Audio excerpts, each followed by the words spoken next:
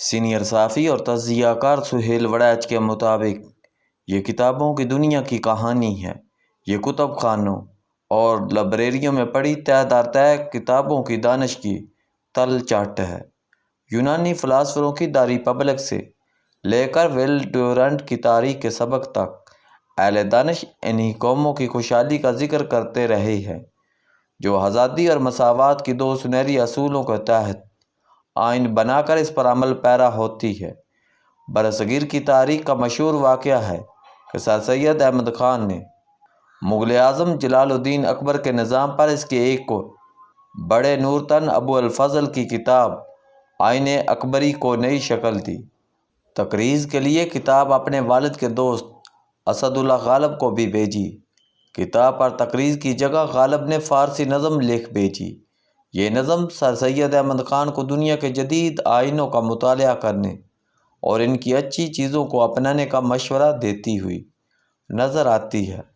آج بھی تزادستان کے کتب خانوں میں 1973 کے آئین کی کتاب سب سے اہم، سب کی متفقہ اور اس خطے کے لوگوں کے لیے سب سے قابل قبول اور دل فریب ہے۔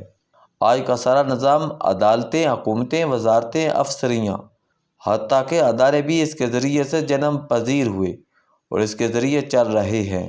یہ آئین اگر واقعی چلے تو نہ یہ نرم ہے اور نہ سخت۔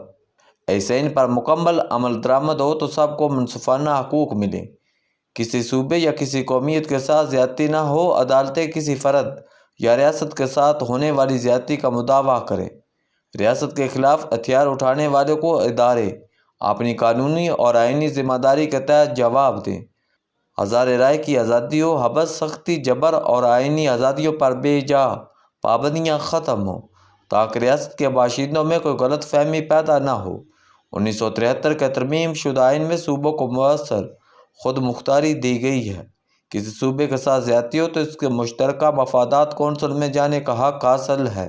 صوبوں کی سینٹ میں برابر نمائندگی یہ غرضیہ کہ فرد، صوبوں اور اداروں پر ایک کو تحفظ حاصل ہے۔ یہ ایک بہترین آئین جو متوازن ہے، نہ اس کی نرمی سے فائدہ اٹھا کر کوئی ریاست کو للکار سکتا ہے، اور اگر واقعی اس آئین کے تحت حقوق دیے جائیں تو کوئی بھی فرد یا صوبہ اپنے حقوق کی پامالی کا رونا بھی نہیں رو سکتا۔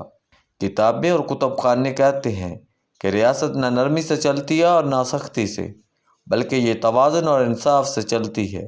ہم نے ضیاء الحق دور میں کوڑوں کی سختی کو دیکھا ہے اور دوسری طرف سول حکومتوں میں نرمی کی وجہ سے لا اینڈ آرڈر کو بگڑتے بھی دیکھا ہے۔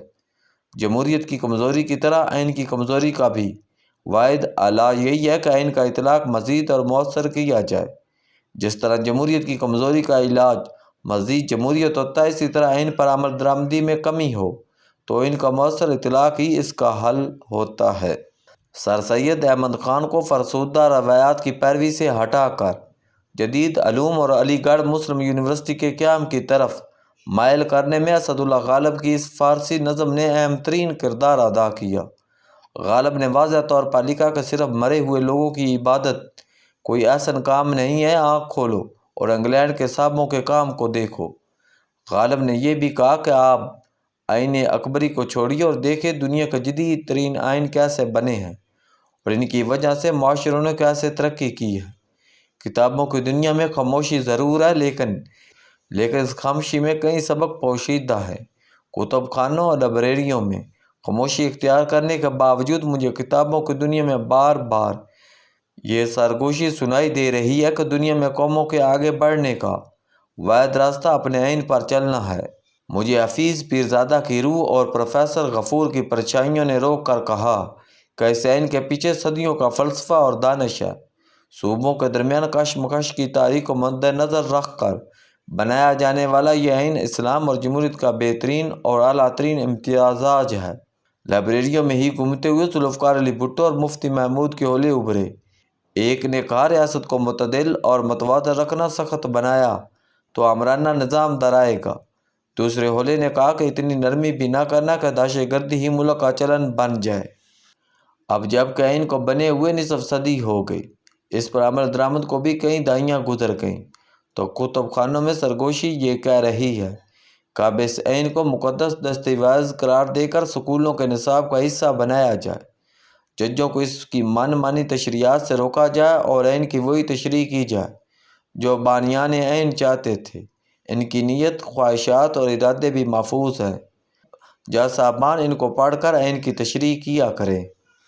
لائبریریوں میں کتابوں سے چھلکتا علم اور تجربہ بتاتا ہے کہ نازک وقت گزارنے کا طریقہ اپنے اصولوں میں تبدیلی سے نہیں ہوتا۔ کتابیں بتاتی ہیں کہ ڈاکوؤں کو مارنے کا طریقہ پولیس مقابلہ نہیں ہے۔ بظاہر پولیس مقابلے سے فوری انصاف مل جاتا ہے، مگر یہ وقتی اور غلط حل ہے۔ چاہے جتنا بھی وقت لگ جائے، دائمی حل بہتر نظام انصاف کو بہتر کرنا ہے تاکہ یہ ڈاکو عدالت کے ذریعے اپنے انجام کو پہنچے۔ اسی طرح پاکستان کے سیاسی نظام، طرز حکمرانی یا پھر امن و امان کی کمزوریوں کا فوری حل تو سختی ہوگا، لیکن یہ عارضی حل ہوگا۔ دائمی حل انصاف پر مبنی مؤثر طرز حکمرانی اور انٹیلیجنس نظام کی بہتری ہی ہوگا۔